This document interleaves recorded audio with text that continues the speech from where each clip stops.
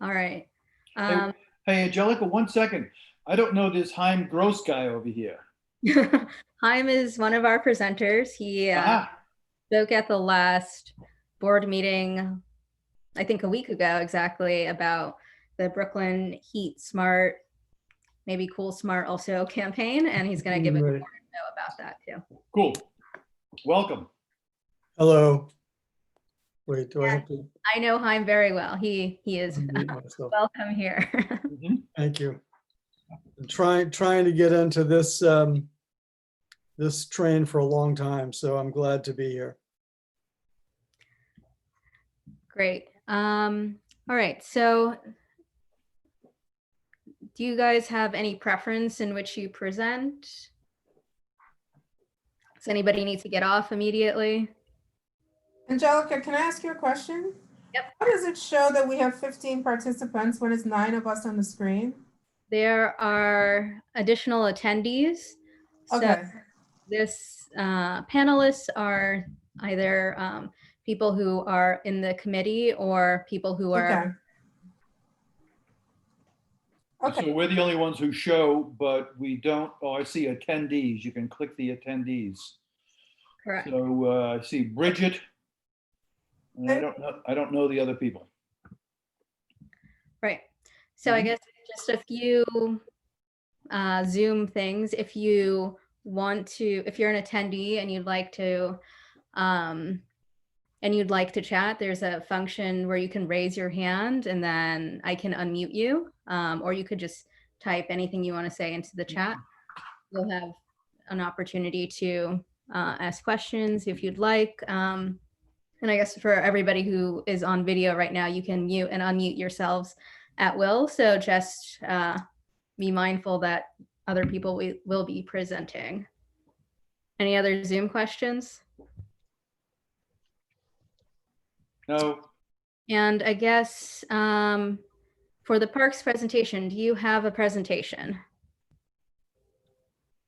Yes, we do. For parks being first? Yes, we have a presentation. So if we can get started if you want. Yes. I guess I meant by presentation, do you have a PowerPoint presentation? Yes. So yeah. So we do have. I think I'm going to speak for a little bit, and then maybe we can share Chris Yandoli's screen, and he can pull up the presentation, and then Chris will go through kind of our capital update. Okay.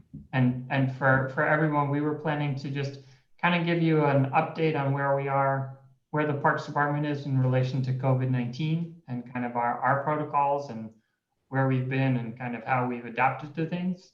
I'll just blab on about that for a little bit. Hopefully be as concise, and if you have questions, please throw them in the chat and we can answer them or raise your hand. And then I'll turn it over to Chris Yandoli, who can give you an update on the capital projects that are happening in Community Board 6. Does that make sense? Great. Yes. Okay. How much time do we have total for this, do you think, just so we can time it? Well, when I spoke to Haim earlier, I told him about 10 minutes to present and then time for questions. Okay. So that would be great. So we'll try. I'll try to be brief. I just want to introduce the folks on the line first. So one, thank you guys for having us. We're happy to be here and kind of keep the lines of communication open. We have Regional Manager Tenise Palmer on the call. Tenise is in charge of the whole western part of Brooklyn.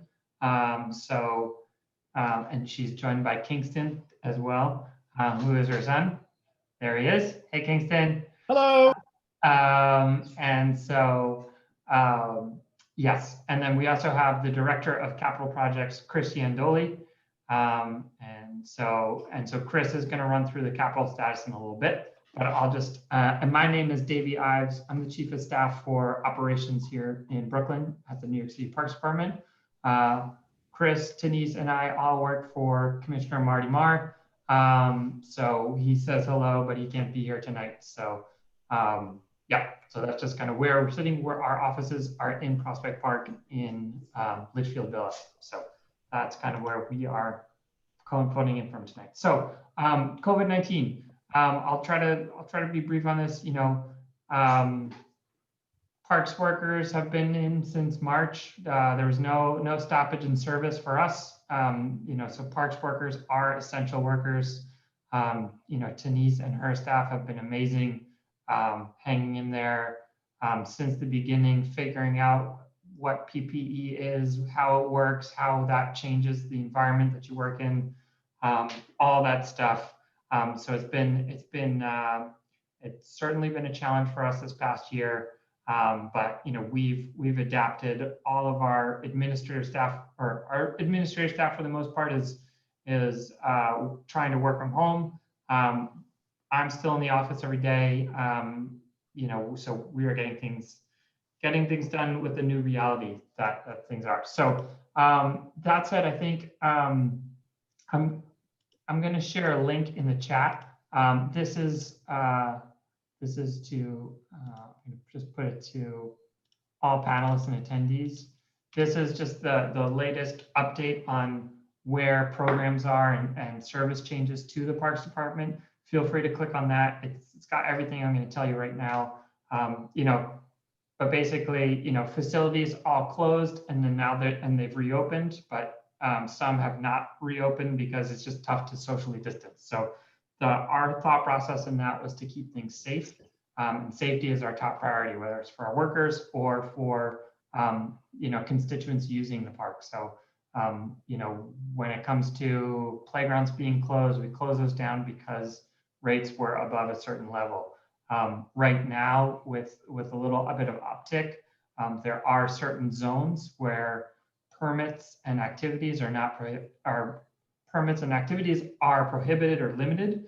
Luckily, Community Board 6 is right on the edge of the yellow zone. I think it's right on the other side of the Prospect Expressway right now. If you click on that link, it'll take you to a page that has a map showing where all the zones are. That's the COVID-19 zone finder on that. But so for now, things are as normal as it can be in Community Board 6, which is good. Playgrounds are open, skate parks are open, grilling areas, dog runs, basketball courts are open. But we are asking people not to play games. Obviously, this is tough to enforce. We don't really have the personnel to look into it fully, but we ask that people just kind of practice and try to stay as socially distant as possible. That brings us to permits. Permits for sports for adults, we are not issuing at the moment, but we've opened up for what we call low risk of transmission leagues. So soccer, baseball, softball, all of those are allowed and open. Higher contact sports like hockey and football are not, where you can't maintain social distance. So if you have a permit and you have any questions, I recommend you get in touch with our permits office. If you have any questions about that, they are the experts and they can tell you exactly what the deal is as these situations change day to day. I'll continue with some facilities. Our beaches were open for the summer. They're closed now because it's a seasonal thing. Pools, we opened only a handful of pools in Brooklyn, partially because we couldn't get lifeguards trained up and ready in time. That eventually changed. We got them trained. And so some pools opened. I would say for next year, it kind of depends on how things go with respect to the virus. I think our recreation centers are closed to the public. Our recreation centers have been amazing how they've adapted though. We've had some get turned into food distribution centers like in Brownsville. In your neck of the woods, the Red Hooks Rec Center is now a COVID testing site. Other rec centers are now what's called the Learning Bridges program. So they're kind of functioning as makeshift DOE facilities for education. So across the board, they're changing, but Red Hook is now a COVID testing center, which is free of charge. All you have to do is just walk up there. I would recommend it to see if you need to make a reservation or not, but it's free and open to the public. You don't need a reservation.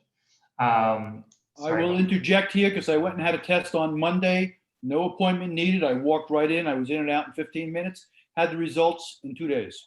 Wonderful. Yeah. So they're working. So we would have never thought that that's that's how our rec centers are being used, but we figured it out. Tenesa's staff has been amazing and kind of have shifted around.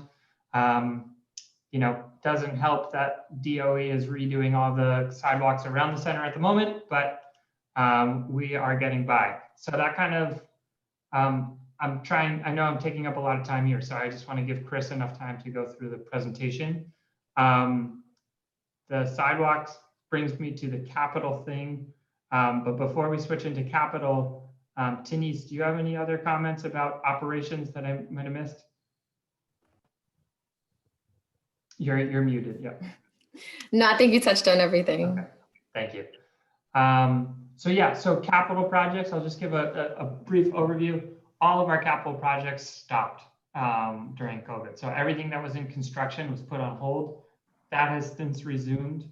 I think projects that were in procurement. So we have the design phase, the procurement to get a contractor, and then the construction phase. So everything in construction was stopped. That stuff has since resumed. Everything that was in procurement, if it got far enough along, those projects has moved forward, but everything else that's in the procurement phase is currently on hold due to the budget office kind of waiting to see what the city is fiscally able to do. So we had, I think, like 30 projects in Brooklyn that were slated to start. I think only like 5 or 6 ended up starting this past summer. So we are still kind of waiting to see what OMB says about projects. Chris will give you updates in a little bit. Some of those projects are now a little bit more delayed than they were. And then in the design phase, projects in design, projects that were in design continued in design, and so a lot of them are now done with design and now in procurement. But new projects that were supposed to start in fiscal year 20, we just got approval to start doing those. So we got some, we've had some remote scope meetings, some virtual scope meetings, but Community Board 6 doesn't have any projects slated to start in fiscal year 20 or the current fiscal year 21. So long story short, we're starting scope meetings, but Community Board 6 doesn't have any projects to start at the moment in the design start. Dave, can I just jump in and ask you, are all the public restrooms in parks open? Yes, public restrooms are open. That's a great point.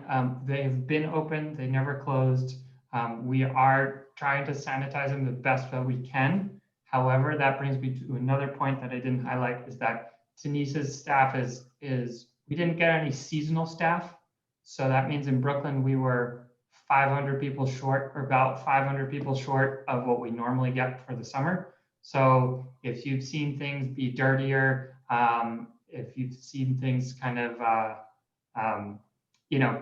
be less tidy than you're used to, it's because Denise and her team didn't get all that seasonal help that we normally do. I see a couple of questions coming in the chat. I'm going to turn it over to Chris Yandoli so he can start, and then maybe we can go back and address those questions. Sound good? So Chris, do you want to share your screen? Sure. Do I need permission to do that, or I can just? You should be able to do it right now. Okay, let me try that. Okay.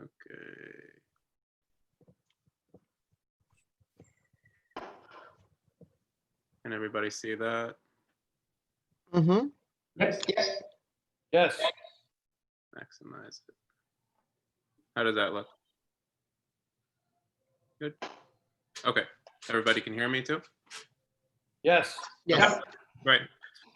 Good evening. Thanks again for having us. Like Davey said, I'm Chris Yandoli. I'm the Director of Capital Projects for New York City Parks in Brooklyn. I'm going to run briefly through the capital status report. And again, just as Davey sort of alluded to, we're experiencing some delays on projects due to the current budget situation. So first project, so here we're just highlighting one that we're very proud of, a recently completed project. So Ennis Playground, as I'm sure everyone on the board is familiar with, a largely industrial and residential area that was, pretty short on usable parkland. So we knew that, this was a very important project to the community, and we're pretty happy with the results. So brand new playground, basketball court, small synthetic turf lawn. We completed that back in July of 2019. This is a project that's a future project. Again, currently in procurement is the Washington Park Dog Run. There's an existing dog run there now. This is a renovation of that site. Originally, this project was delayed a bit. It's actually been rebid twice in procurement. So there are a lot of reasons that can happen at this site. Mostly what's happened here is the bids have gone out, they've come back too high. So the contractors are giving us prices that are inflated. So we have to rebid it. So that delayed it a bit. And now it's in procurement again, but it's held up due to the budget crisis. So as long as everything goes as planned and it can be approved to continue, we expect it to start construction fall of 21. Another site that's in procurement, this is the Harold Ickes Skate Park.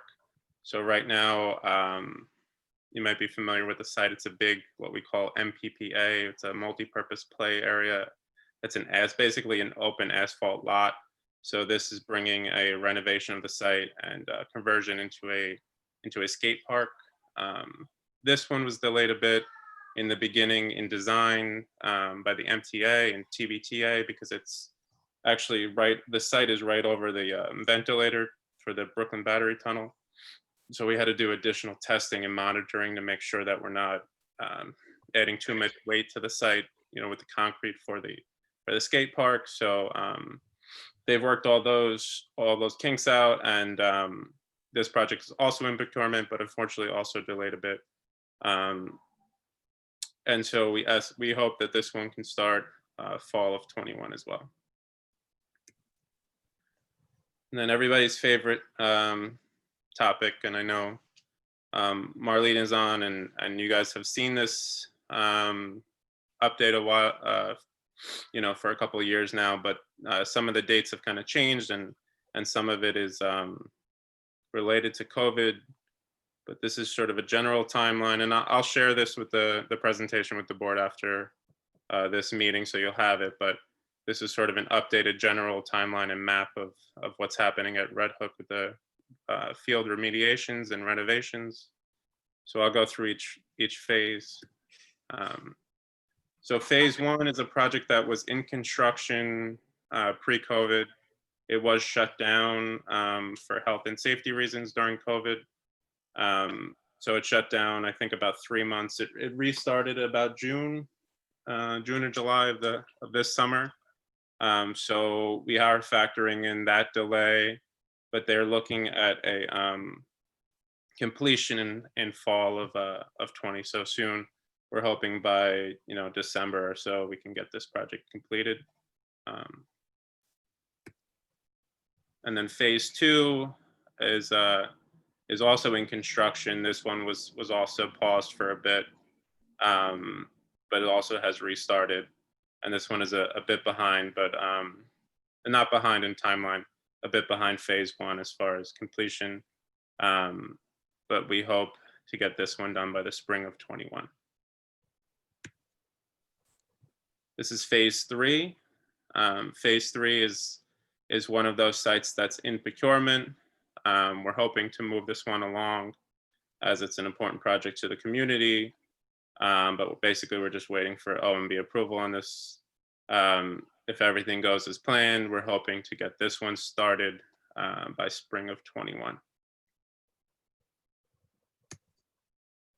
And then phase four, the final phase of the reconstruction and remediation. These are the small fields across from the recreation center.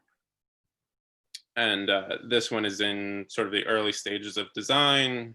I'm sorry, no, almost complete in design. We hope to have this one completed by this fall season. And if that happens and everything goes as planned, construction would start in fall of 21. And sort of the final project here is over at the Red Hook Community Farms, a couple blocks away. This is to bring water service to the farm. I think right now they're irrigating the entire farm by connecting to a fire hose, but this is to bring proper water service for irrigation to the farm. And this one is early in design. The design is scheduled to be complete in spring of 21. I think that was it. Yep, so that's all I've got on that. I'm not sure if I went through that too quickly, but if there's questions, Davey and I are happy to answer them. Thank you, Chris. I just want to say one thing. So Mac asked a question about Public Place, which is the site across from St. Mary's Park on Smith Street and 5th by the Gowanus. So this is, and I think if I got this site correct, this is like, this is one that a developer was working on, and as part of that agreement, part of it's going to be turned into public space. I forget if it's parkland or public space. I don't have an update on that. I'm not sure where it is. It's not in our operations portfolio at the moment, but I can ask the people from our planning office to see if there's any update on that project. I'm gonna just unmute Mac so he can looks like he wants to add something. Mac, Hey, thanks. Yeah, can you hear me now? Yep. Thanks. Yeah, I was like typing into the chat, so it's easier to talk. I appreciate it. Just on my phone here, so I'm trying to see, but it's a little tricky. Thank you for this great presentation. This is awesome. I really like seeing the parks, different projects, and thank you to the Parks Committee too for hosting this. It's a great opportunity to be able to understand what's going on. I live in Gowanus around Smith and 9th Street, and have become involved with Public Place through a group that I've started with a few other people called GowanusLands.org that is advocating for a park on Public Place. And one thing we've found is just that there's a tremendous amount of local community interest in having a park on the place, which is actually consistent with the current zoned protections for the site, which were put in place in the 70s. And so, yeah, I guess my question to you guys is, given that there have been a few different proposals for the site, including like the recent DCP proposal to have some kind of development on, are you guys aware of the site and aware of the interest in having a park on the site? And is that something that you guys would be interested or amenable to engaging with the community on to talk about further? I can take that. Yeah, I mean, I think when we were having a lot of discussions about Carroll Park, we did those visioning sessions. I think we had some discussions about what Public Place would be. I know that DCP has done some like neighborhood planning, visioning sessions of their own. At the moment, I think I have to figure out where we are with things, but because we're in the operations side, so we don't get too involved with the planning stuff. But I can talk to folks in our planning office to see where that project is and kind of where the agreements are with respect to Public Place and kind of like what the next step is in that process. But I think at the moment it's with city planning and whatever agreement city planning and the developer are making. If I might suggest, Mac, that you reach out to Davey and try to make a presentation to Brooklyn Parks so that they are aware of your proposal and the support that you've built for that proposal. Because clearly you Parks is not aware of this. It's sort of building in the community.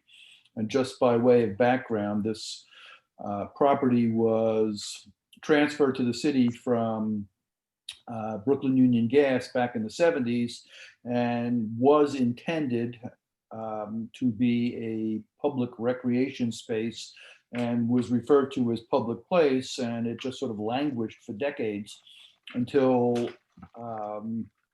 it was transferred to HPD's portfolio at some point without any process, and is now wrapped into the Gowanus rezoning. So some in the community are thinking, hey, before we give away this chunk of publicly owned land, let's make sure, that we're doing the right thing with it. So, Mac, perhaps you can pursue that and, keep me in the loop. Okay, cool. Yeah, thank you. And thank you, Davey. I think we would welcome the opportunity to engage with you guys in whatever format makes the most sense. And so potentially, could I reach out by email? Is that possible? Yeah, I think that makes it. Maybe Angelica, can you connect us, or Glenn, or someone from the community board can connect? Yeah, I'll take care of that. Okay. And I'll just say, from Parks perspective, the things that we need to take on a site normally are, first of all, we need funding to maintain it. We can't take on a site without staffing, and that's probably the hardest thing. The second thing is, if we're going to be given land, it has to be remediated to the point where, all the bad stuff under the soil, whether it's metals or, lead or whatever contaminates, have been treated. And then the third thing is going to be money to actually renovate it. So like capital money.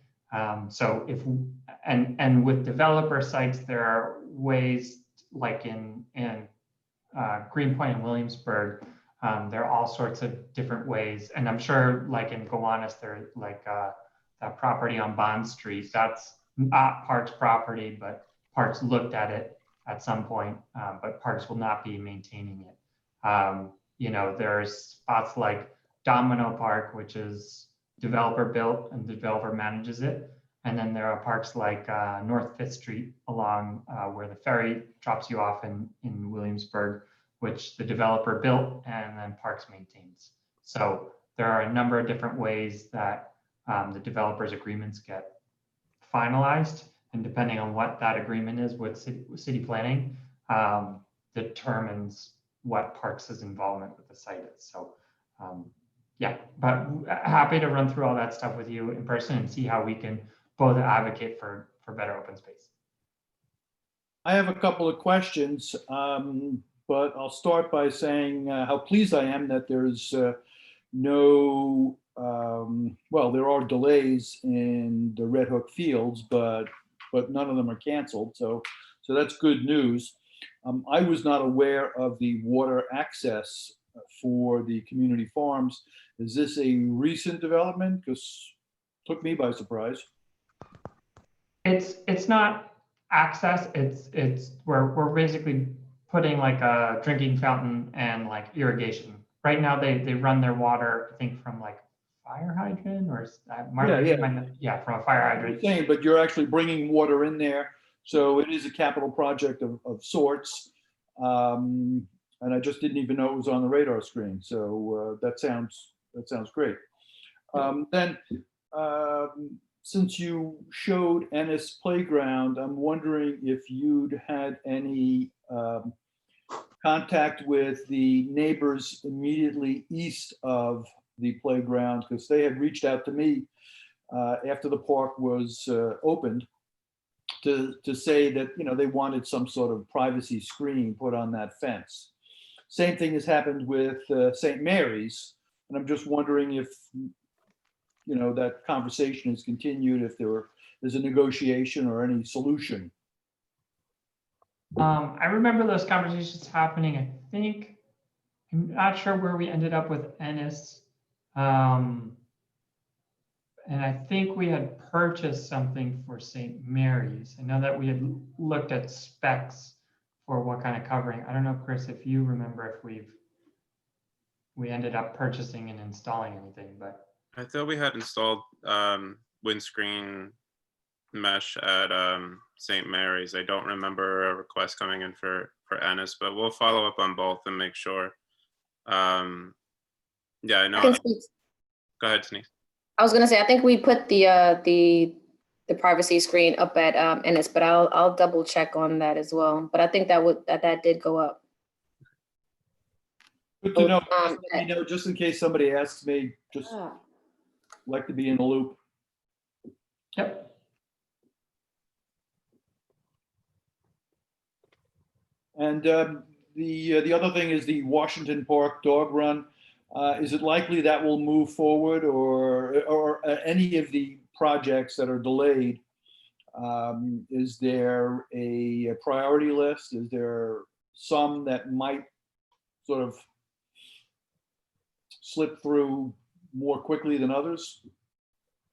Well, I think we can't tell you that the squeaky wheel gets the grease. But we are kind of at the mercy of OMB at the moment. However, I think, the more pressure that they in the mayor's office hear, Right. the better, so if there are correspondence about it. I'll reach out to Kim. Yeah.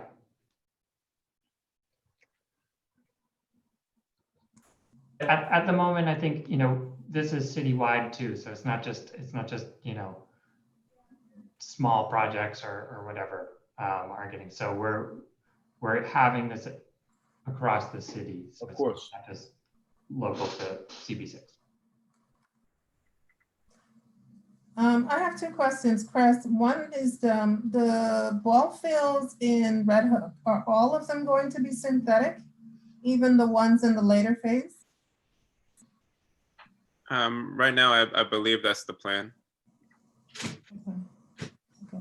And two, I know because of COVID, of course, everything has slowed down, but when is there another plan to share updates with the Red Hook community about the fields? Even if it's by Zoom, when is another plan? Yeah, so I think we're looking at some time in November to do that. We're trying to figure out whether that's going to be a virtual call like this, or if we just send out sort of an information packet, since we've met several times. So something similar to what I presented tonight, we can send out, but with more detail and with an overlay of some of the EPA stuff that's also happening, and information and input from them. So we'll keep in contact, and I'll make sure that when we figure out what that looks like, that it gets out to everybody. You might consider just making up some boards with the information you've shown us tonight, and putting them on the fence, or maybe installing them one or two places in the Red Hook buildings.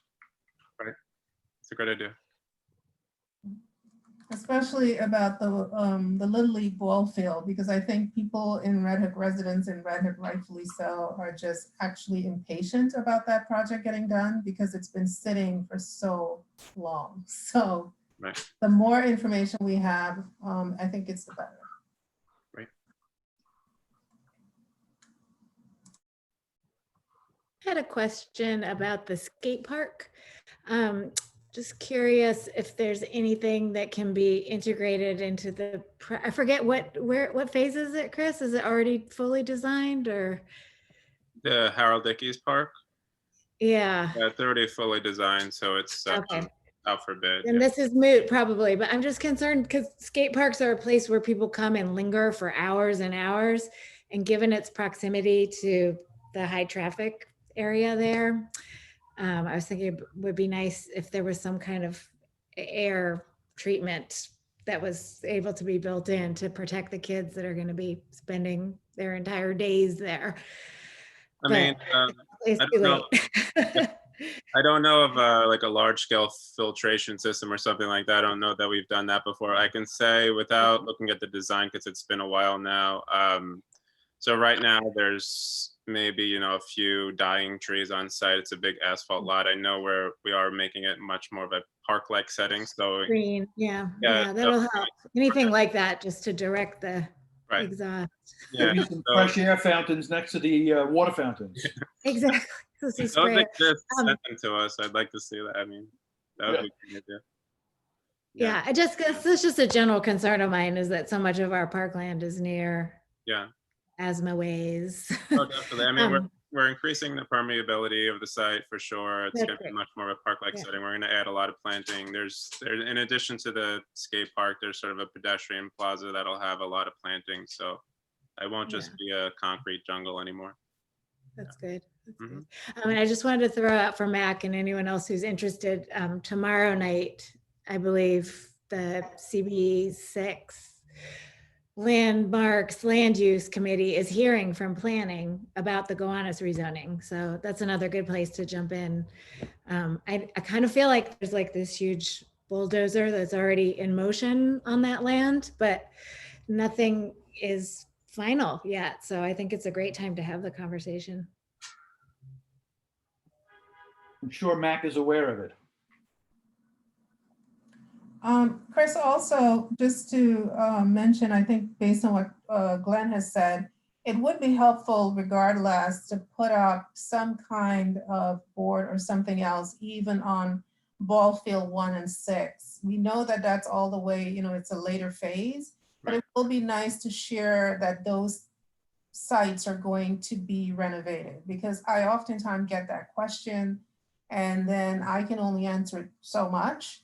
And so folks aren't aware in the community anyway, what are the plans for all the different fields. So it will be nice to have something more visible that provides people with information, not necessarily deadlines about when things will happen, but just so that they can know that there are plans to renovate those spaces. Yeah, it's a great idea. And Davey and I will discuss that and we'll figure out sort of how we can get the word out and what that looks like. If you'll send me the the PowerPoint, I will make sure it gets distributed to our committee and then to, our chair and, manager. Sure. I'll do that right after the meeting. Okay. And Davey, this has nothing to do with the update, but has to do with Red Hook. So we've been, because some of the young men who use the basketball court has talked to me about this a million times. So I'm tired of talking about it. The floodlights in Bush Clinton Playground do not work, or they seem to work with a ghost. So right now, they have not been on in months or even last year. And even two of the lights around the children's play area, those come on inconsistently. Sometimes they come on, sometimes they don't. And so throughout the summer and even now, those kids have been playing in the dark, pretty much getting lights, even if that lamppost light comes on, or just from the street lights, or from the lights from off on the Red Hook houses side. But the floodlights don't come on, and that's over on the Clinton Street side by Lorraine. Okay, so the sport lights at Bush Clinton. All right, so we can try to figure out, maybe Denise, can we put in a work order to have our shops folks look at that? Marlene, I don't know if the surrounding construction has any impact on that too. They might. No, those floodlights have not worked, I would say, for more than a year. I think one of the kids was telling me that they think the last time those lights came on was like maybe early last year, once or twice. But I am usually there a couple days a week, and we work out there. Those lights don't come on. So we depend on the lights from the street, the lights from over on the Red Hook houses side, or one or two of the lamps that are close to the exercise area, but even those don't come on consistently. And sometimes they'll come on for 15 minutes, then they'll shut themselves off and then come on again at some other point. So yeah, those things need to be checked. Okay, we can do that. As long as we're in Red Hook, I'll ask you, Marlene, about the parking situation around the ventilation building near Harold Ickes. You know, it's interesting you asked that because I passed by there the other day. I'm always very aware when I start seeing a lot of cars parking. So Right. far, they've stayed off of on top of the space. And I noticed actually the city came and put in, I think, 1 or 2 new trees to replace the London plane trees that had died. So I'd noticed that. So I do keep my eye to see if folks are parking on top of the space there. Right. So far I haven't. I've mostly seen them just doing it on the side where they're supposed to be. And that includes the police, because the police were also doing the same thing as also the staff and other individuals. So far, so good. Okay. And no parks meeting would be complete without mentioning Halleck Street and the trash pile that's there. Oh, Any buzz? I never heard back from Menchaca's office. I pushed them as much as I could, but they didn't seem terribly interested. But it seems a shame to just leave that. This is the unmarked, the paper street between yeah. the storage, the industrial lot, and I think Ballfield 6 or 1. Yeah. Yeah. Mhm. Yeah, I don't think we don't have any update on it. I think we're just in the process of starting to do test borings to see, what the ground soil is like, but no word on Whether no word somebody's on- going to step up, DOT, clean it up, turn it over for public use, or just let whatever's there rot away. Yeah, Well, I feel better just mentioning it. Yep. Noted. On that same front, I have something I would like to just mention, and I know I've discussed it with a couple of you guys before over the years, but concerned about park sanitation vehicles, oversized large trucks is what I'm talking about on paths and sidewalks in the parks. And I know that it's a citywide problem, but I'm wondering if maybe we could brainstorm in Brooklyn and come up with some solutions to make it safer, because the problem being the guys are on, they're crunched. They have so many bins to pick up. They're in a hurry trying to hit all their bins. They have lead feet. They're driving way too fast, and kids, they're not expecting them. Old people are hopping out of the way. Is there any park in particular that's I live near Prospect Park, but I've also seen it over in Fort Greene Park. That's why I have a feeling it's like a bigger issue. Yeah. But it has to do with somehow balancing their pickup schedule, the size of their vehicles, and the terrain that they're on. Because I know in Prospect Park, that main drive is a well-trafficked area for all vehicles. It's not the drive so much that bothers me, but it's when they're on sidewalks or paths where people are just not expecting them to be. Got it. No, yeah. So it's just more about setting everyone's expectations. But Well, I'm curious. You mentioned the large sanitation trucks. I would imagine they have the smaller versions out on the paths, and the No, larger they versions stay on the paved roads. But that's not the case. no, that's not the case, sadly. So they have the big guys barreling down the sidewalk on PPW and in the paths in the park. I have talked to some of the drivers and said, what would be more beneficial? And they joke. They're like, oh, do you want to buy us an electric cargo bike, with a trailer, and we'll do it that way? And guess what? I would if I were allowed, but I'm not. But it's just something for parks to just be thinking about more holistically, before something horrible happens, because that's how I think. Has this come up at the ComCom? Yeah, it has been discussed at ComCom over the years, Mhm. and especially when DOT was redoing the drive itself, Right. and rejiggering the usage. So something, I don't know if you have any sway, Davey, or someone else, but DOT is way overdue on doing a traffic study of the new configuration of the main drag in Prospect Park. Now that it is car free, there really should be a rejiggering of the signals. The signals make no sense in the park, and they promised it like over a year ago. Nobody Yeah. It's unclear whether you're supposed to follow them or what they Exactly. mean. And like the guys. Just you can on DOT to get that done. I know the Alliance is aware of it, but I don't think they really push them that hard. So you guys could Yeah. too. Joanna, have you been attending the ComCom? Thank you. Sure. I want to say in Red Hook, I don't think I've ever seen us have problems with the sanitation trucks. Generally, they're on the road, and the only time we have trucks in the park is in Ballfield 1 because we have the dumpsters there. They'll go in there. And then also, I think sometimes, I think in the summer, is it summer? When we have the dumpster, sometimes, well, we used to in the back. But I can't say that we've had any issues with the dumpsters that I've observed in Red Hook. So I was gonna say the same thing. Thank you for mentioning that, Marlene. And also at Fort Greene, we have 2 locations, because I'm also in Fort Greene as well. But there's a gem cart that brings all of the trash to, we have a holding pen.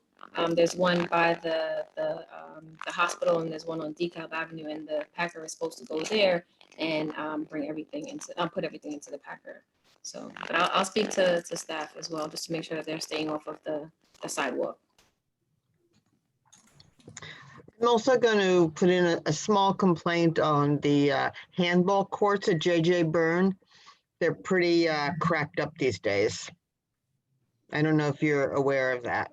Is that the wall themselves or the surface on the ground? I believe that the ground. The ground, okay. We can, maybe Denise, can you put in a work order for Chris McMillan to look at?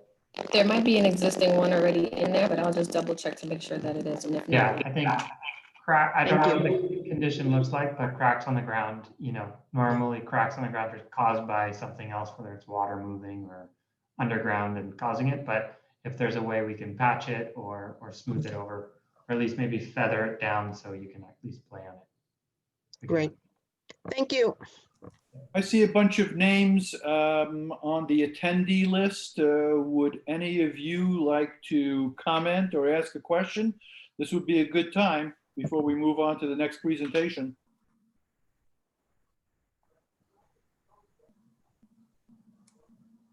Just write something in the chat section and we'll, that's it.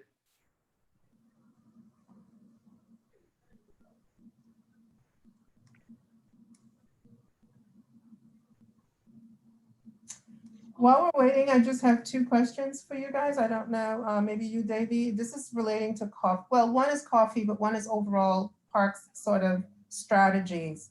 I know about 2 years ago, there were some discussions about what to do with the asphalt space in Coffee Park that is oftentimes not used. Has there been any update about that? It's just a huge open space and there had been much discussion around what to do with it. So I wondered if there was any feedback on that. And then secondly, around, and this is just not Red Hook, this is everywhere. In coffee, I've noticed they've tried to put up a little banner about litter and get people to sort of put their litter in one space, which of course doesn't always happen. So what is Parks' strategy going forward for addressing the amount of litter in the space? And what can parks groups do? I mean, yes, we can come in with our volunteers and help clean up, but of course we're not always there. And then particularly during this period of COVID. So what else can they do? But also what is parks' overall strategy around that? So, I mean, I think just on the first one, the asphalt area in Coffee, I think maybe not before my time, Fairway came in and repainted it or something like that. But we don't have capital money for it, and I'll say that when it comes to capital money, it's not that Parks has a set capital budget and we choose which park we slide it around to. It's more, it's whatever we can get elected officials to chip in and fund. So it's like a campaigning effort, basically, and a lobbying effort that we have to take with the council members. There's going to be a new council member in the next year or so, so maybe that will be an opportunity to fund it. But yeah, I mean, we would love to fund it. The developer or the contractor at NYCHA was trying to do something with it, but you know, I don't think he wanted to kind of chip in somehow, but there wasn't a way to make it work, unfortunately. You know, we've gotten interest from some groups, you know, but I think once they see the price tag, it kind of scares them off. So I would say the best thing is really our next opportunity is basically for the next council member. We would love to do something with it. It is an ugly area that you can't really do anything on now. So yeah, that's it. As far as litter goes, we did try an anti-litter campaign in parks. That might be what you're referencing if you saw a couple signs up. You know, we would love involvement from the community to try to put together a stronger program or stewards to do an anti-littering campaign. I don't know how effective it is, but I think, you know, we don't know unless we try. Would be happy to have more conversation with you, Marlene, about that. But, you know, we're not, you know, all we can do is pick up the litter once it gets put in the park. So I'm not sure. Denise, I don't know if you have anything else to add about litter pickup and coffee, and maybe, you know, what's working, what isn't at the moment. Well, yeah, the anti-banner litter, we put it in places where we had barbecuing areas. So the thought was, you know, if we have a lot of people in those barbecuing areas, that they would potentially put it where we have the banner, and then we can have that one location in order to pick everything up. In some areas it worked, in some areas it didn't, because the community just didn't respond to it. So it is something that we have been trying. But in terms of garbage, we do have 2 people that are fixed posts at that location, and they take the garbage out to the curb, and then the packer would come and pick it up from there. But yeah, any involvement, maybe Marlene and I could talk offline.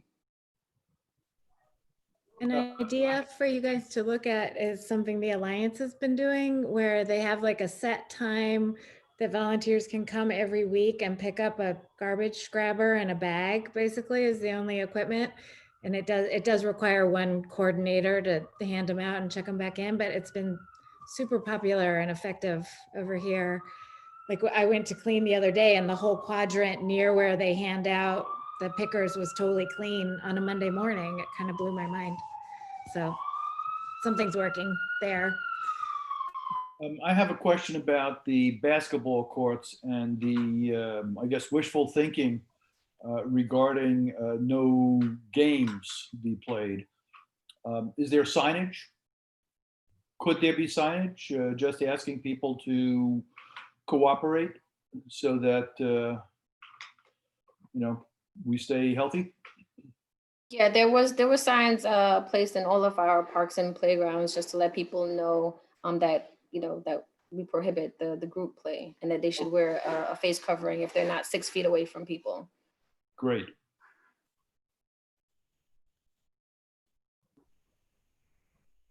Well, if there's nothing else, and it seems no one else has any comments or questions, then thank you, Brooklyn Parks. Nice to see you all. Nice to see you too.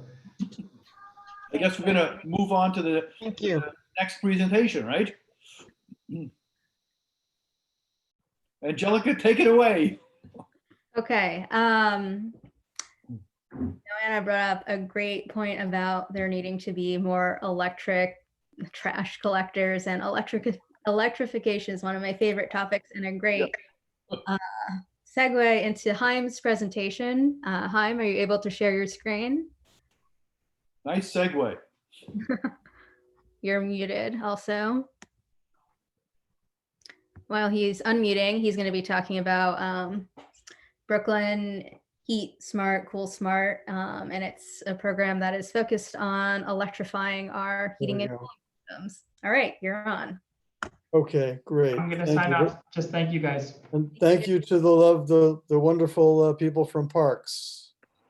Yes, thank you. Good night. Thank you. Let me just open this up. Okay.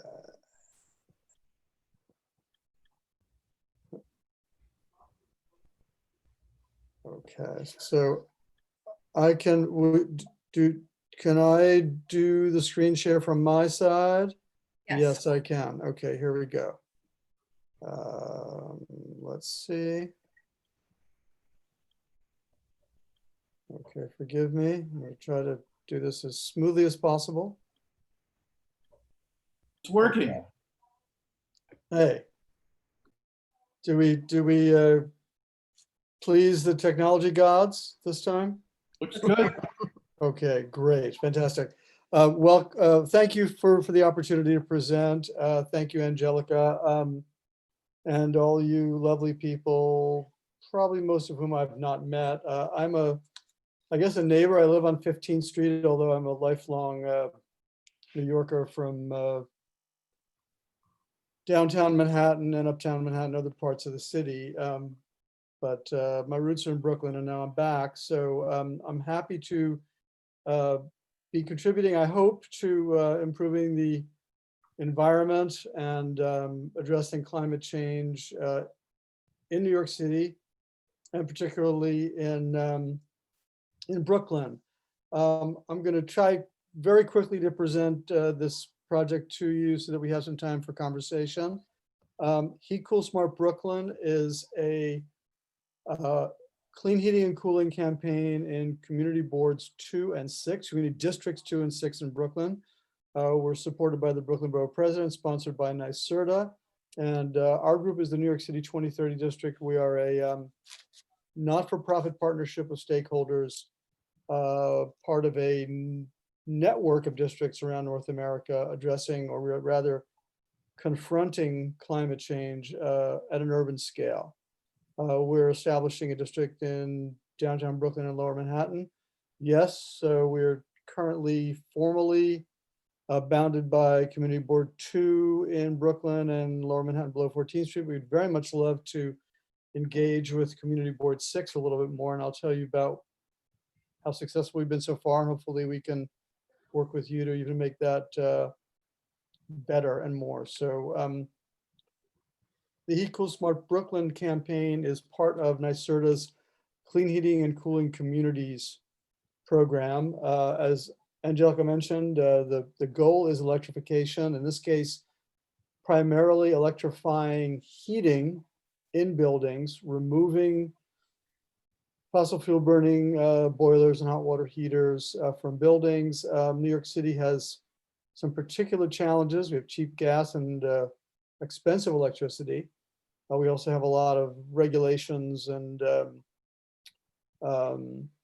overlapping obstacles that most of you are more familiar with than most. But this program across New York State has grown. There are now more than 14 active campaigns, and we're happy to be one of them.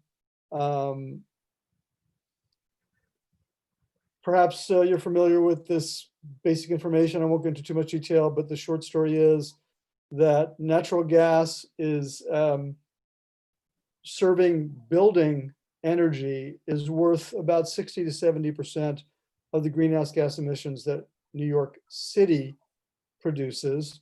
As you can see, a lot of that natural gas goes into generating electricity. A lot of it goes straight into heating and cooling, or excuse me, heating and producing domestic hot water in buildings. Nuclear is going away. Indian Point, one of the 2 reactors has been shut down. The second reactor is going to be shut down next year. We don't have enough renewables, and most of the oil goes to transportation. So ridding ourselves of natural gas combustion on site is a challenge.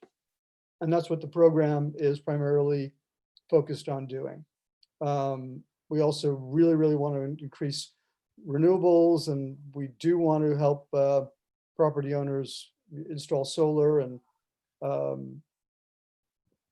do a lot of energy efficiency improvements. But the focus of this program is energy envelope improvements, energy efficiency, and air source heat pumps, or variable VRFs, basically electrified heating and cooling.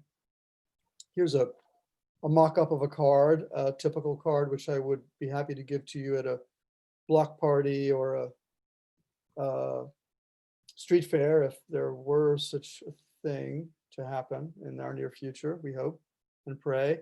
Heybrooklyn.org is our website. Please go there, fill out a form, or find out about the program. I'll repeat that again. But this is what the card looks like, and we hope to get more posters and cards out to everyone, whether physically or virtually. So we're promoting two principal technologies. Building envelope energy efficiency is simple stuff. The image on the left you may recognize is a blower door. Blower door is a temporary door that can be placed to test the air leakage or the air tightness of an apartment, a house, a building. And it actually does monitor how much air can be pulled through the leaks in the windows and the walls, and is used to establish what can be done to improve the energy envelope. In many cases, as you see on the right there, insulation can be blown into an existing wall, into the cavities in an existing wall without doing a lot of cosmetic disturbance. Same with work around structural members, and openings in around cellars and basements, or roof insulation or things of that nature. So a lot of really air sealing around windows. We're not talking about passive house level, super tight envelopes. We're talking about just improving existing building envelopes so that you can really reduce the heat loss or the loss of energy in the summer from losing cooling. So making the buildings more comfortable, more energy efficient is something people don't pay a lot of attention to. Unfortunately, there's not a lot of incentives for it, but we're promoting it because it's the way to save money and create a healthier and more energy efficient building. Air source heat pumps or mini splits, which many of you may be familiar with. You see the outdoor units everywhere. These are the condenser units, which can sit out in a yard or on a roof, or be mounted on a wall. These are tremendously efficient because they do not burn fuel to make heating or cooling. They use the outside air to transfer heat. Since they use a refrigerant, they can actually draw heat from sub-zero temperatures. So the advance in the last few years has been that these air source heat pumps, which used to be primarily for cooling, can now also provide heating down to below zero very efficiently. Again, because they don't burn fuel, they just move heat from the outside to the inside, or vice versa when they're cooling from the inside to the outside. They're very easy to control. They can be mounted on a wall. The mini split that you see, the cartridges you're probably familiar with. Some people don't love them. The similar technologies can be recessed up into a ceiling or mounted like a radiator on the floor. There are different ways to incorporate them with ducts and other ways. So without going into too much detail, this is the way that the city and the state very much want us to move to heat with electricity and use this type of technology, which is improving. It's very, very steadily improving. Even the refrigerants that are being used, which currently are not wonderful in terms of their greenhouse gas impacts, these systems are closed, so if it's installed properly, none of this leaks out. But in the future, the plan is to improve those refrigerant gases to the point where they would be much less impactful, even possibly using CO2 as a refrigerant gas. So the technology is improving. When you get into larger installations, bigger than say a home or say a store or a small retail space or a small office, you would move to what's called VRFs, or variable refrigerant flow, which is a similar technology, but a larger installation, which allows for distribution of the refrigerant lines. These lines that are running from the outdoor unit to the indoor unit carry the refrigerant line and allow you to transfer the heat from inside to outside. So this kind of technology can be applied to a much larger installation, say a big commercial space or school or an institutional use or a multifamily use where the central system can distribute heating and cooling to individual units, and that can be monitored as well. So one of the challenges that we face is that landlords provide heat in the city, but they don't provide cooling. We want to get rid of those window air conditioners, which are very inefficient and also provide for air leaks. The challenge here is that, how do you handle that split incentive where the landlord, if you convert to this type of technology, the landlord wouldn't be paying for the heat. The heat could be applied to the tenant's electric bill. Then again, the tenant also gets a central air system, which is very easy to control and very comfortable. So there are trade-offs and there are ways to monitor and meter the usage so that you can modify a lease or address that change in accountability or responsibility from a landlord to a tenant. In co-ops and condos, it's obviously different. Commercial tenants, commercial landlords. So every property is different and every relationship is different, but that's one of the things we're trying to address. So again, just to finish the thought, your gas furnace is less efficient than a heat pump today, an air source heat pump, taking power, electric power out of a power plant because the gas furnace is inefficient. And even though the power plant and the power lines are inefficient, the heat pump has multiples of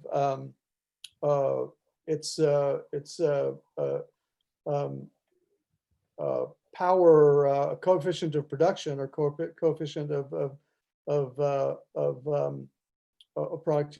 power is 2, 3, or 4 times the source. So it's even more efficient today, but as the electric grid gets greener, we're going to save more greenhouse gas emissions and continue to be an efficient solution. This is our website. If you visit us at heybrooklyn.org, you can pull down from that property menu, fill out a form. We'll get in touch with you and start the ball rolling. You can also find out about workforce training, volunteering, and generally about our project. So I'm just going to go through a couple more items very quickly. 4 steps: apply, you fill out a form on the website. Assess will help you get either free or low-cost energy or audit depending on your property type. We'll help you finance it. There are low-interest loans. We have a lease option. There are incentives which will help you get. And we have, on the residential side, we have selected a couple of very good contractors to work with wonderful family buildings. And we're also developing our list of commercial and multifamily contractors for the larger projects. Even though our campaign has been somewhat constrained by the pandemic, we have had a bunch of people sign up, and we've had audits done and proposals sent out. So we have over 30 energy audits that we've completed and over 10 proposals out. We hope to get a couple of those signed up very soon, mostly on the small, wonderful families, but we also have some commercial projects and multifamily projects we're looking at. Here's just a rough idea of the incentives available for the air source heat pumps. There's for full load heating. So if you do essentially replace your heating system, that doesn't mean you have to take it out, but you replace the function of the heating system. Often the existing boilers are left in as backups, or the hot water heaters left in place, whatever the case may be.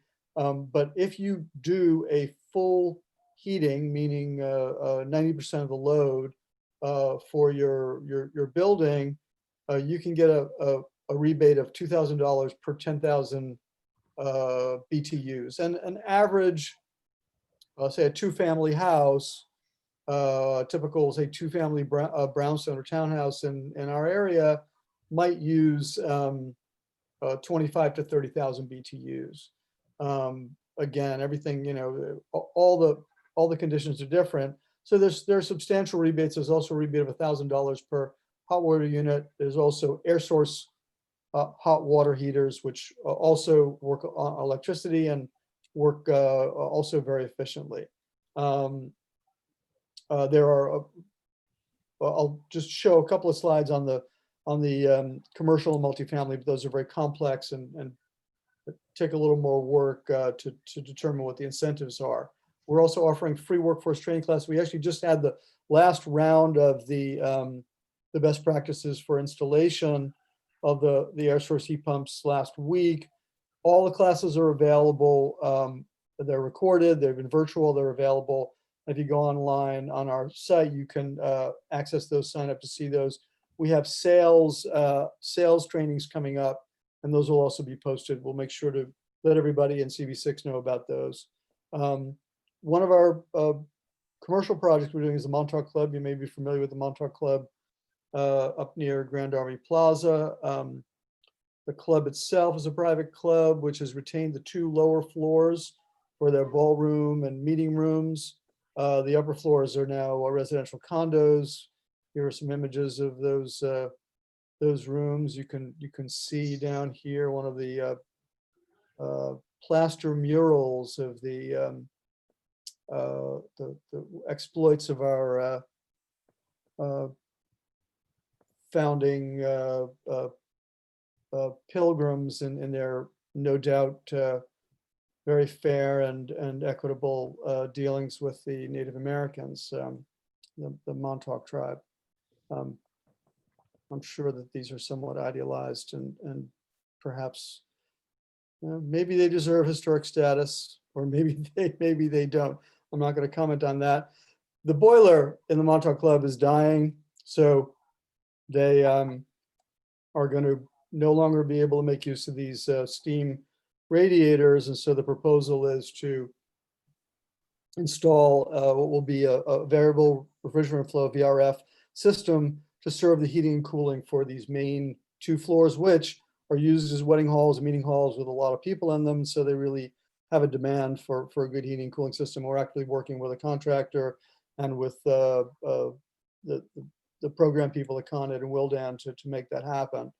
And there's a learning curve because this is a fairly new technology and also very new programs. The programs are just being implemented by the utilities, having been transferred from Con Ed. Con Ed also has a small medium business direct install program, commercial tenant program. Won't go into all the details, but there are free or very low cost energy audits and studies that are provided.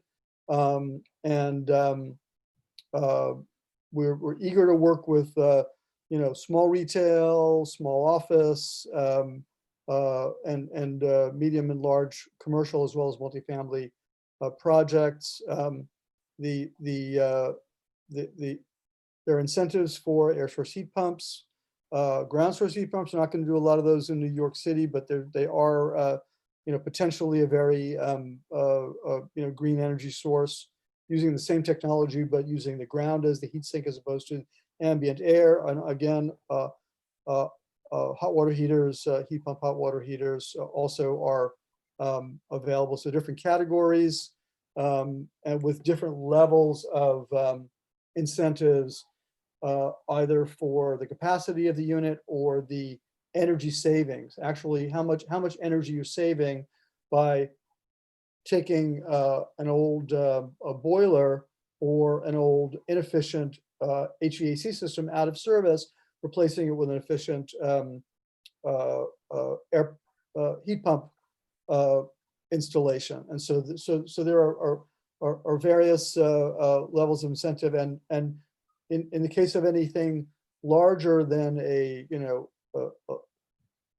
small residential building or small retail space, you need some engineering to ascertain what the best installation is, and also what the actual incentives are and what path you need to take to find the best incentives and the best installation. Incidentally, Con Edison has a thing called the Neighborhood Program, which is an expansion of what used to be called the BQD and the Brooklyn Queens Demand Management program. This is the area of grid stress, the stressed power grid. Used to be concentrated in southeastern Brooklyn and up into Williamsburg around what was called the Brownsville. So what was the Brownsville power center substation, excuse me. Now that area has been expanded to include parts of downtown Brooklyn, Clinton Hill, and Park Slope. So there actually are some additional incentives because this is an area that is in need of peak reduction.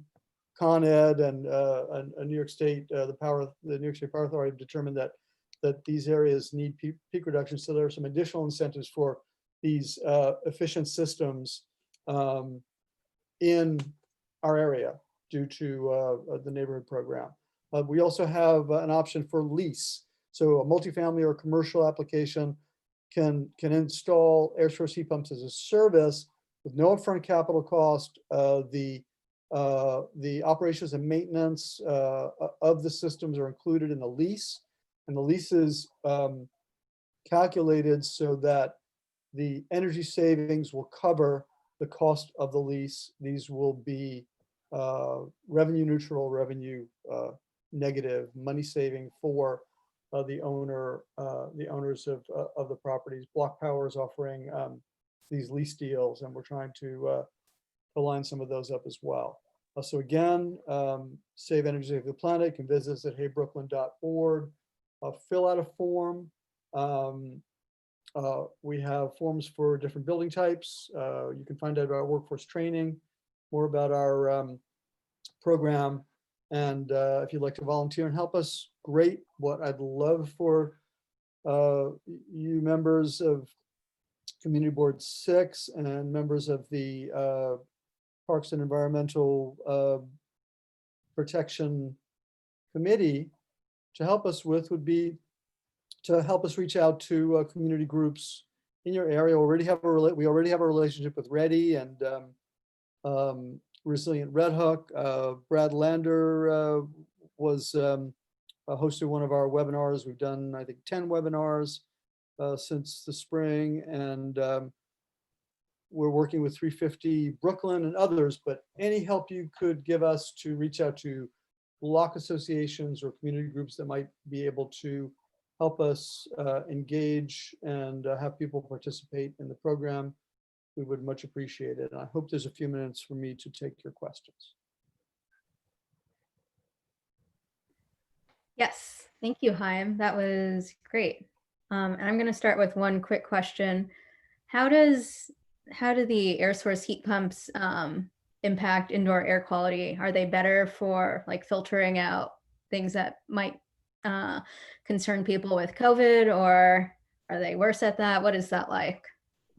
Well, the air source heat pumps, by themselves recirculate indoor air.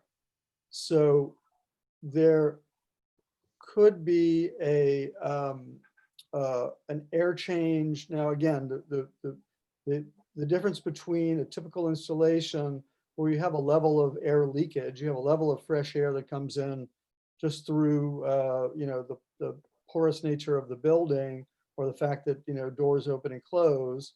In the winter, you can open and close your window. But in a passive house installation, what you do is you actually, because the envelope is so tight, you actually provide for a recirculation of outdoor air, and you use what's called energy recovery ventilation to keep the heat in or the cool in, as the case may be.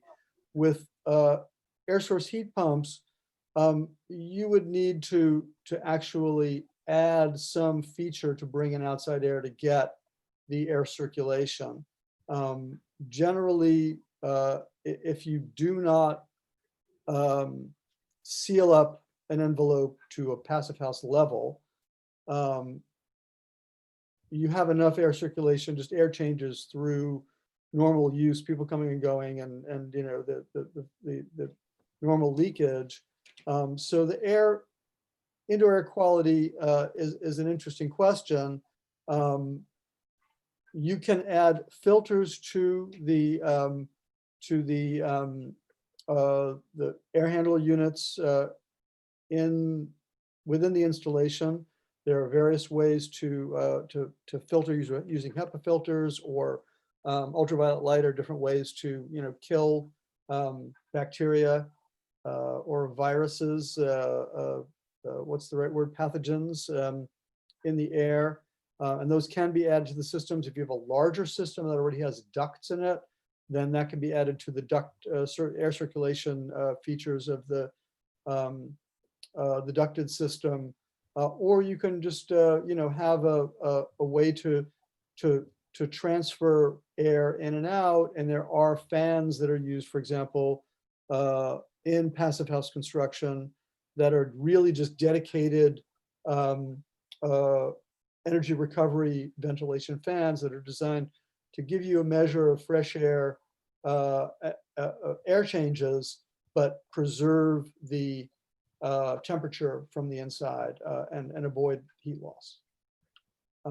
So that's a very good question, something a lot of people are thinking about, and it really depends on the type of system, but it is a feature that can be added, yes.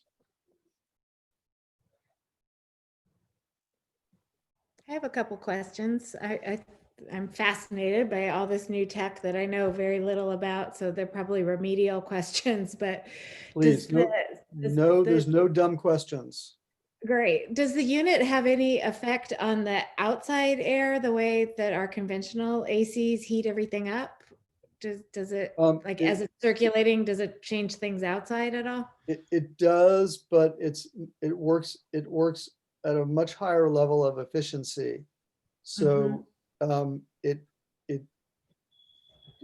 pushes a lot less heat out during the summertime. And for what it's worth, it doesn't increase lower the temperature in the wintertime. And no, I understand what you're saying, and there is an element to what are you doing to the ambient air. I think the challenge in terms of, and it's a very good question in terms of what are we talking about? We're talking about the extreme local concern, the indoor air quality. Then the next level would be the community or the block ambient air, right? And then beyond to the city and the region and the planet. The great benefit of this technology, if we can insulate the existing buildings, and we're really concentrating here on existing buildings to be more efficient and clean the grid. And this is the second part of the, or another part of the objective of the climate protection and climate leadership, the CLCPA on the state side and Climate Mobilization Act in the city, is to greatly increase the renewable energy available to the grid, so that we have a greener grid with a lot of offshore and onshore wind and a lot more solar, so that electrification becomes cleaner energy. By removing the localized, the boiler that is in your basement, most likely, that is burning gas and to heat and make hot water, that's the greatest culprit to the local environmental quality that we'd like to remove. And the expectation is that with a cleaner grid and very efficient heating and cooling, we'll do less damage to the local environment and the global environment. That's the plan. I hope that answers your question. It does. Thank you. Another question about cooking.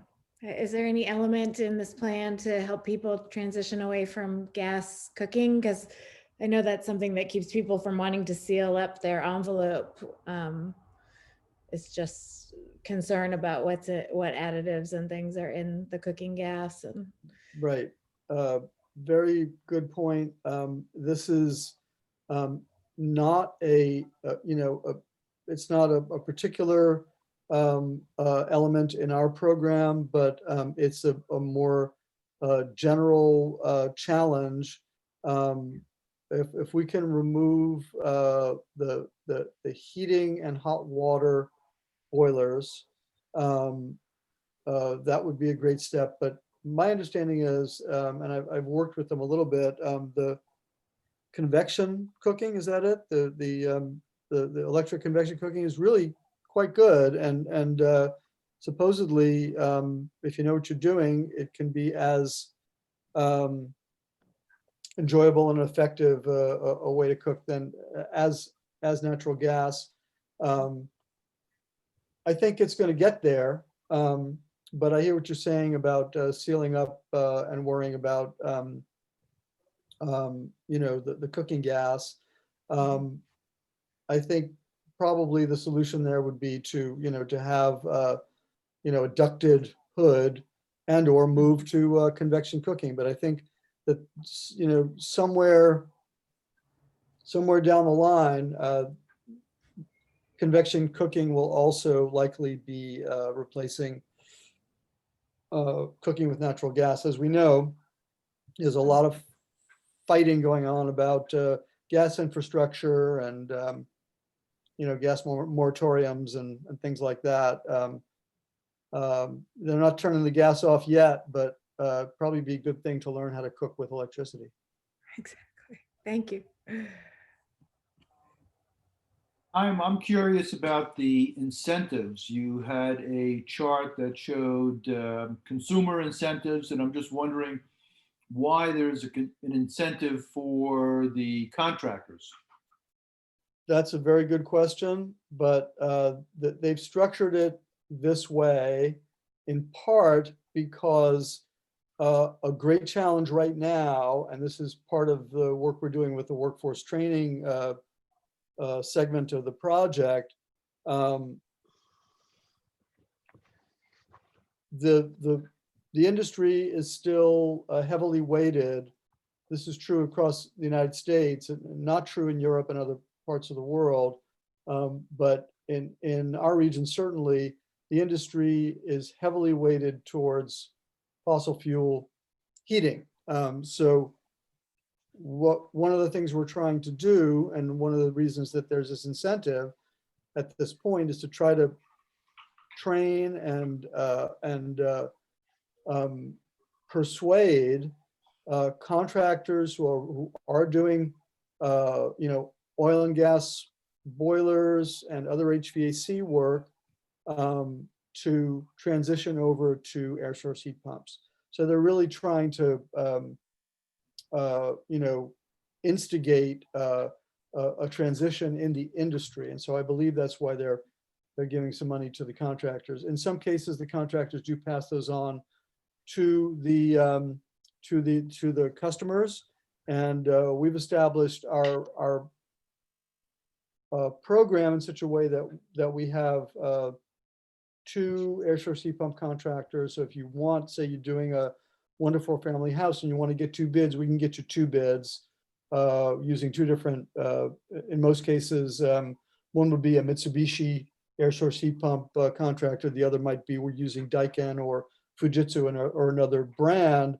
So you have a chance of getting not only slightly different types of equipment, which might or might not, fit your exact needs, but also a different price from contracts. We also have 2 contractors who are providing energy efficiency services, so you can get some bids on that as well. On the commercial side and the multifamily side, there are several larger contractors who can bid on projects as well. So, those incentives, whether they go to the contractor and stay with the contractor or end up getting folded into an incentive for the customer as part of the negotiation, that's to be determined. But there is an element to this where I think competition is very valuable. And for what it's worth, NYSERDA has determined, the levels of incentives, for various types of applications. And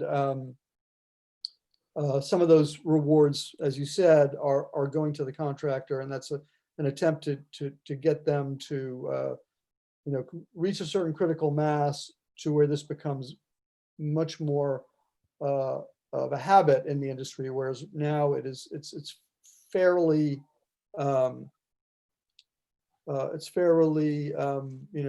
rare to see these kinds of installations outside of a very luxury installation in most cases, or particular case where there isn't access to central heating or central cooling otherwise. Makes sense to me. And I'll tell you, I'm interested, so I'll be reaching out. Thank you very much. Appreciate it. Love to talk to you. One more quick question. Can the pumps be installed at roof level, or do they need to Yes. be? Yeah, they can. Okay. They That's can cool. be installed in an outdoor space, on the roof. Many of them are installed on the roof. As a matter of fact, there's a really great synergy or a complementary character between solar PV and air source heat pumps. And one of the things we're trying to get Con Ed's attention about, but you try to get Con Ed's attention about something, right? Not easy. In this area, this neighborhood program area where they say they're interested in reducing the peak load, having solar PV feeding an air source heat pump in the middle of the summertime is just not only is there a natural synergy between the two, but you're greatly reducing the peak load. And if you can add storage to that, then you're doing great. But one of the things we'd like to investigate, and we may have an opportunity to do this on some of our projects, is to have Brooklyn Solar Works do a solar installation in conjunction with an air source heat pump installation, and then we can monitor how that affects the electric usage. That's why I asked. Actually, I can already be your guinea pig for that because we have the solar already, and it just makes perfect sense. It would be huge. They can work together, and then Angelica but maybe could tell you a lot about battery storage options, perhaps not quite as available as we hope to most users in New York City, but if that's coming, then there may be an opportunity to really have a level of resilience as well. Heating and hot water, power, and a level of flexibility in how you use that in New York City, that would be great. But maybe we're not there quite yet. I hope very soon. Not quite yet, but hopefully very soon. Okay, good. So I will send out a summary of our meeting tonight to the committee once I get the PowerPoint from the Parks Department. If I might suggest then, Angelica, you sort of reply with this information as much as you think is appropriate, whether the entire presentation or just that handout card and a description of the presentation, as you wish, to let our committee know, since so few of us are here. Yeah, that sounds good. And I think one of the things Chaim and I talked about before, and I think you mentioned this earlier, is potentially getting us to be one of the co-sponsors to one of these larger events where they go more into the tech and the incentives and what it looks like. Mhm. And I don't know, is that something that we'd be interested in doing as a group? Is that something that we've done in the past? And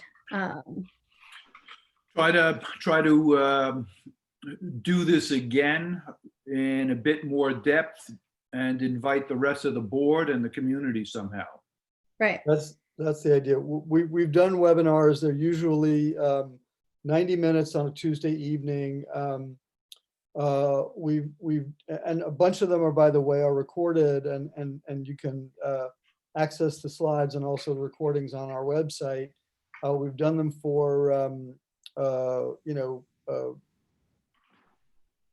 row house type projects. We've done them for commercial projects.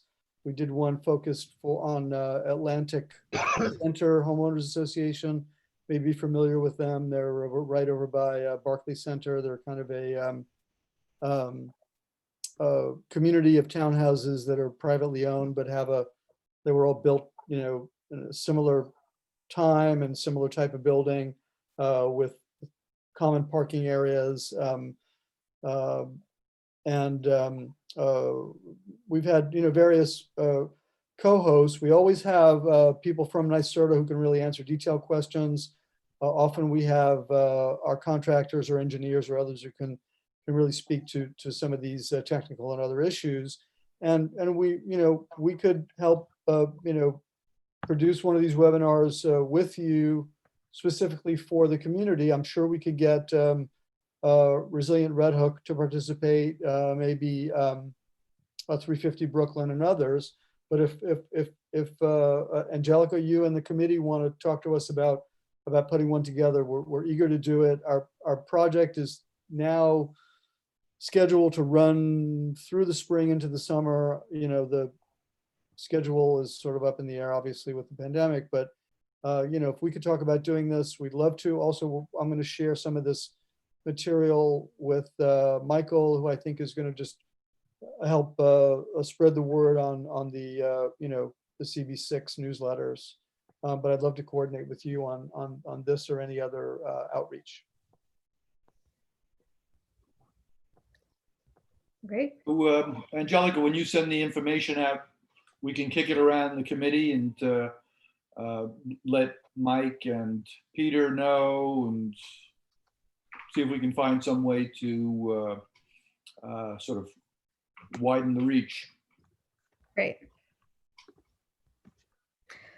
Does anybody else have any questions from Haim? Any of the people who are not on the panel? Well, most of them have left. Oh, we lost them.